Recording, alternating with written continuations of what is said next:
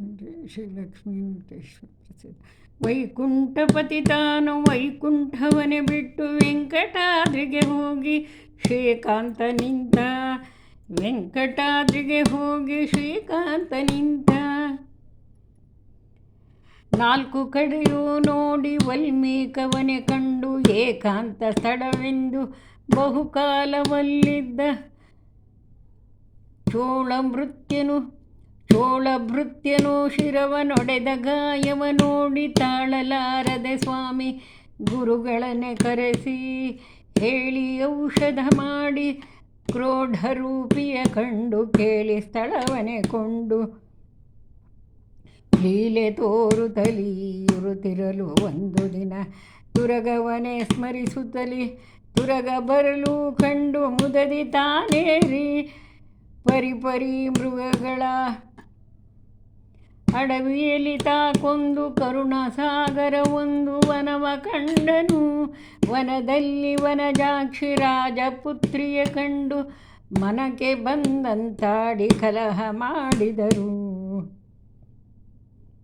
ಮನಸಿಜಾಪಿತ ತಾನು ಅಶ್ವವ ಕಳಕೊಂಡು ಘನವಾದ ಗಿರಿಯೇರಿ ಮಲಗಿದ ಹರಿಯು.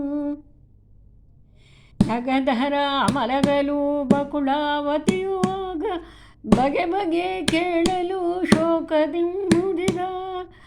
ಗಗನರಾಜನ ಪುತ್ರಿ ಪದ್ಮಾವತಿಯ ಕಂಡು ಹಗಲು ಇರುಳು ಆಕೆಯ ಮುಖವ ಸ್ಮರಿಸುವೆನು. ಅವಳಿಗೋಸುಗವಾಗಿ ಇದ್ದಲ್ಲಿಗೆ ಹೋದೆ ಅವಳಿಂದ ಎನ್ನಶ್ವ ಹತವಾಯಿತಮ್ಮ. ಅವಳು ಹೊರತು ಎನ್ನ ಪ್ರಾಣವೇ ನಿಲ್ಲದು ಅವಳ ಘಟನೆಯ ನೀನು ಮಾಡಬೇಕಮ್ಮ. ಅಂದ ಮಾತನು ಕೇಳಿ ಬಕುಳಾವತಿಯು ಆಗ ಆನಂದದಿಂರಾಜ ಪುರಕ್ಕೆ ತೆರಳಿದಳು. ಸುಂದರಿಯರ ಕಾರ್ಯ ಸ್ಥಿರವಾಗದೆಂದು ಚಂದುಳ್ಳ ಸ್ತ್ರೀರೂಪ ಧರಿಸಿದನು ಹರಿಯು. ಕೊರವಂಗಿತಾನಾಗಿ ನೃಪನಪುರಕ್ಕೆ ಹೋಗಿ ಧರಣಿ ದೇವಿಯ ಮುಂದೆ ಶಕುನ ಹೇಳಿದನು. ತಿರುಗಿ ಬರಲಾತಗೆ ಮಗಳ ಕೊಡುವೇನೆಂದು ಹರಿಗೆ ನಿಶ್ಚಯ ಮಾಡಿ ಶುಕರ ಕಳುಹಿಸಿದರು.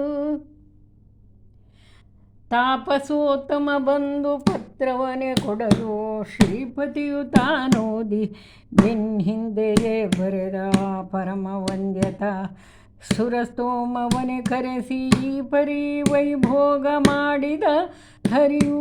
ಅಷ್ಟವರ್ಗದ ಕಾರ್ಯ ಮಾಡಬೇಕೆಂದು ಸೃಷ್ಟೀಶನೆದುರಿಗೆ ಹೇಳಿದ ಬ್ರಹ್ಮ. ಅಷ್ಟರೊಳಗೆ ಸ್ವಾಮಿ ಲಕ್ಷ್ಮಿಯನ್ನೇ ಸ್ಮರಿಸಿ ನಿಟ್ಟಿಸುರು ಬಿಡುತ್ತಲೀ ಶೋಕದಿ ನುಡಿದ.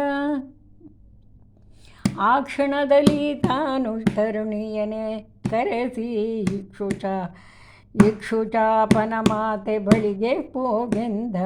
ತಕ್ಷಣದಲ್ಲಿ ಸೂರ್ಯ ಹೋಗಿ ನಿಲ್ಲಲು ಹರಿಯ ಅಕ್ಷೇಮವನೆ ಕೇಳಿ.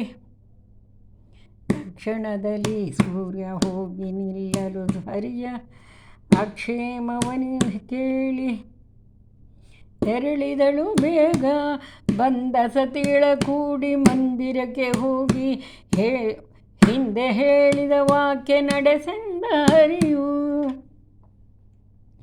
ಸಂದೇಹವಿಲ್ಲದೆ ಸ್ವಾಮಿ ನಡೆಸೆಂದು ಇಂದಿರಾದೇವಿಯು ನುಡಿದಳು ಹರಿಗೆ. ಸ್ವಸ್ತಿವಾಚನ ಮಾಡಿ ಕುಲದೇವರನೆ ಇಟ್ಟು ಪ್ರಸ್ತವ ಮಾಡಿದ ದ್ವಿಜರ ಸ್ತೋಮಕ್ಕೆ. ಅಸ್ತ್ರಾದ್ರಿಗೆ ಸೂರ್ಯ ಹೋಗಿ ನಿಲ್ಲಲು ಸ್ವಸ್ಥಚಿತ್ತದಿ ಲಕ್ಷ್ಮಿ ಸಹಿತ ಮಲಗಿದರು. ಮರುದಿನ ಲಕ್ಷ್ಮೀಶ ರಾಜನು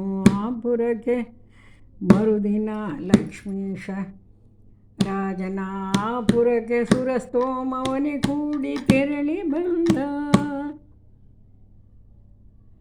ಬರುವ ಕೃಷ್ಣನ ಕಂಡು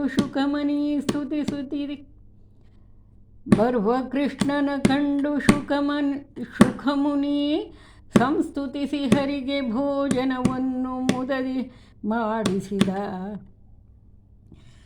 ಅಕಳಂಕ ಮಹಿಮನು ವಾರ್ತೆಯ ಕೇಳಿ ಸಕಲ ಜನರ ಕೂಡಿ ಕರೆಯ ರಾಜ.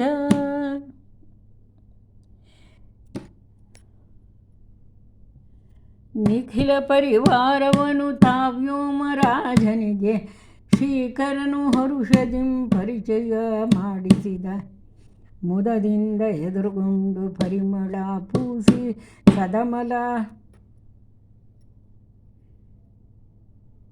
ಸದಮಲ ಹೃದಯನ ಕರೆತಂದರ್ಮನೆಗೆ ಪದುಮನಾಭನ ಪೀಠದಲ್ಲಿ ಕುಳ್ಳಿರಿಸಿ ಮಧುರ ಮಾತಲಿ ತನ್ನ ಕರುಣಿ ಒಡಗೂಡಿ. ಹೇಮಕುಂಭಗಳಿಂದ ದ್ವಿಜರ ಕೈಯೊಳು ಸ್ವಾಮಿ ಪುಷ್ಕರಣಿಯ ತೋಯವನ್ನೇ ಧರಿಸಿ ಹೇಮತಟ್ಟೆಯಲ್ಲಿ ಸ್ವಾಮಿ ಪಾದವನಿಟ್ಟು ಪ್ರೇಮದಿಂದ ಅಭಿಷೇಕ ಮಾಡಿದನು ರಾಜ. ಚಿನ್ನದ ಕಿರೀಟಾಭರಣವನ್ನಿಟ್ಟು ಕನ್ಯಾದಾನವ ಮಾಡಿ ಧನ್ಯನಾದ. ತನ್ನ ಮಗಳನೆ ಶ್ರೀನಿವಾಸಗೆ ಒಪ್ಪಿಸಿ ಉನ್ನತ ಪದವಿಯಂ ಚೆನ್ನಾಗಿ ಪಡೆದ. ಮಾವನ ಪಣೆಗೊಂಡು ಮೈದ ವಸ್ತ್ರವ ಕೊಟ್ಟು ಭಾವಶುದ್ಧದಿ ತನ್ನ ಮಾವಗೊಂದಿಸಿದ. ಯಾವಾಗ ಕರೆದರೂ ಬರುವೆನು ನಾನೆಂದು ಪಾವನ್ನ ಮಾಡೆಂದು ಧರಣಿಗೊಂದಿಸಿದ. ಅಷ್ಟಗೋಪುರ ಏರಿ ಕಣ್ಣಿಟ್ಟು ನೋಡುತ್ತಲೇ ಎಷ್ಟು ಹೇಳಲಿ ಈಕೆ ಸುಕೃತ ಫಲವೆಂತೋ. ಅಜರುದ್ರ ಮೊದಲಾದ ಸುರರು ದ್ವಿಜರೆಲ್ಲ ಸುಜನರಂದಣವೇರಿ ಪುರಕ್ಕೆ ಸಾಗಿದರು. 6 ತಿಂಗಳು ಮೀರಿ ಗಿರಿಗೆ ಹೋಗುವೆನೆಂದು ಧೀರತಾ ನಿಂತನೆ ಕುಂಭಜರಾಶ್ರಮದಿ ಧರೆಯೊಡು ಒಣಕೇರಿ ಸುರಪತಿ ಪ್ರಿಯನಾದ ಸುಗುಣ ವೆಂಕಟರನ್ನ ಪುರಂದರ ವಿಠಲ. ಸುಗುಣ ವೆಂಕಟರನ್ನ ಪುರಂದರ ವಿಠಲ ಶೋಭಾನವೆನ್ನಿರೆ ಸುರರುಳು ಸುಭಗನಿಗೆ ಶೋಭಾನವೆನ್ನಿರೆ ಸುಗುಣನಿಗೆ ಶೋಭಾನವೆನ್ನಿರೆ ತ್ರಿವಿಕ್ರಮರಾಯನಿಗೆ ಶೋಭಾನವೆನ್ನಿರೆ ಸುರಪ್ರಿಯರಿಗೆ ಶೋಭಾನವೆನ್ನಿರೆ ಸುರಪ್ರಿಯರಿಗೆ. ಸನ್ಮಂಗಳಾನಿ ಭವಂತು. ಈ ದೇವಿ ದಂಡಕ ಮತ್ತು ಶ್ರೀನಿವಾಸ ಕಲ್ಯಾಣ ಈ ನವರಾತ್ರಿ ಪೂರ ಮುಗಿಯೋವರೆಗೂ ಎಲ್ಲರೂ ಓದಿ ಆ ದೇವಿ ಮತ್ತು ಪದ್ಮಾವತಿ ಶ್ರೀನಿವಾಸ ಭೂದೇವಿ, ಲಕ್ಷ್ಮೀ ಶ್ರೀನಿವಾಸ ಪದ್ಮಾವತಿ ಭೂದೇವಿ ಅವರುಗಳದ್ದು ಅನುಗ್ರಹ ಪಡೀರಿ ಅಂತ ಎಲ್ಲರಿಗೂ ಕೇಳ್ತೀನಿ. ಎಲ್ಲ ಸನ್ಮಂಗಳವಾಗಲಿ.